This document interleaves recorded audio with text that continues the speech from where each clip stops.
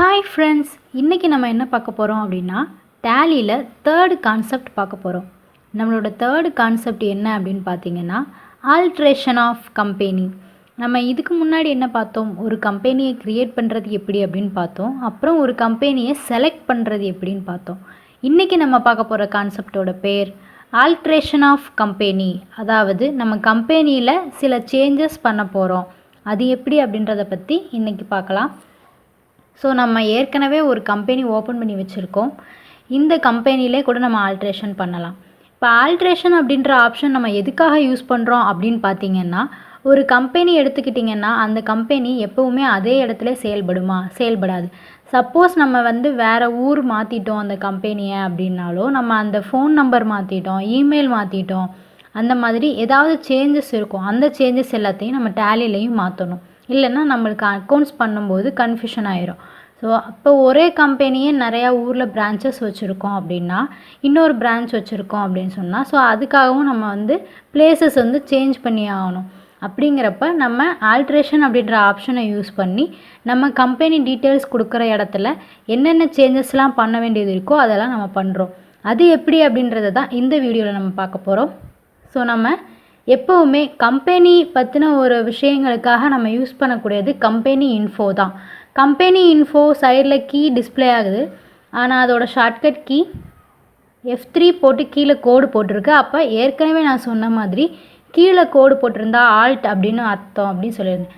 So alt plus F3 அப்படின்னு நம்ம கொடுத்த உடனே ஆல்ட் ப்ளஸ் F3ன்னு கொடுத்த உடனே அந்த கம்பெனி இன்ஃபோ நம்மளுக்கு ஓப்பன் ஆகும். ஸோ இப்போ ஓப்பன் ஆயிடுச்சு. Select company, shut company, create company, கீழே ஆல்டர் அப்படின்ற ஒரு ஆப்ஷன் இருக்குது.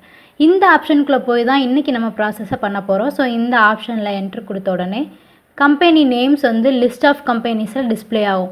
நம்ம எந்த கம்பெனி, சப்போஸ் நம்ம நிறையா கம்பெனி வச்சுருப்போம், அதில் எந்த கம்பெனியை சேஞ்ச் பண்ண போகிறோம், எந்த கம்பெனியோட டீட்டெயில்ஸை நம்ம சேஞ்ச் பண்ண போகிறோமோ அதை செலக்ட் பண்ணுறதுக்காக தான் இந்த ஒரு ஆப்ஷன் கொடுத்துருக்காங்க.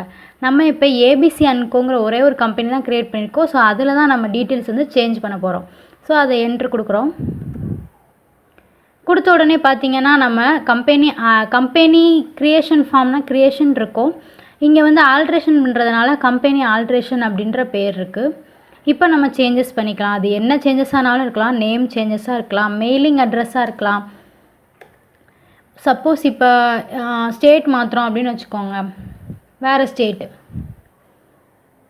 Kerala for example. ஸோ நம்ம மாற்றிக்கலாம். மொபைல் நம்பர் என்ன மாற்றணும்னு நினைக்கிறோமோ அந்த சேஞ்சஸ் இந்த இடத்துல கொடுத்துட்டு அக்செப்ட் எஸ் ஆர் நோ. எஸ்னா ஒய் கொடுக்கணும், நோனா என் கொடுக்கணும். இல்லை என்ட்ரு கொடுத்துட்டோம் அப்படின்னாலே அக்செப்ட் ஆயிரும்.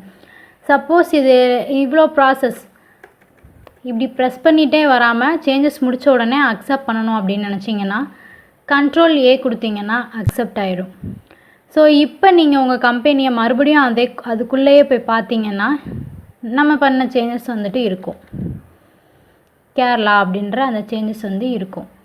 இதுதான் ஒரு முக்கியமான விஷயம். எப்படி நம்ம கம்பெனியில் டீட்டெயில்ஸ் சேஞ்ச் பண்ணுறது அப்படின்றது தான் இன்றைக்கி நம்ம பார்த்துருக்கோம்.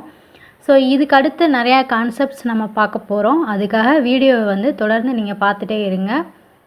இந்த வீடியோ உங்களுக்கு பிடிச்சிருந்தால் லைக் பண்ணுங்கள், ஷேர் பண்ணுங்கள், சப்ஸ்கிரைப் பண்ணுங்கள். தேங்க்யூ.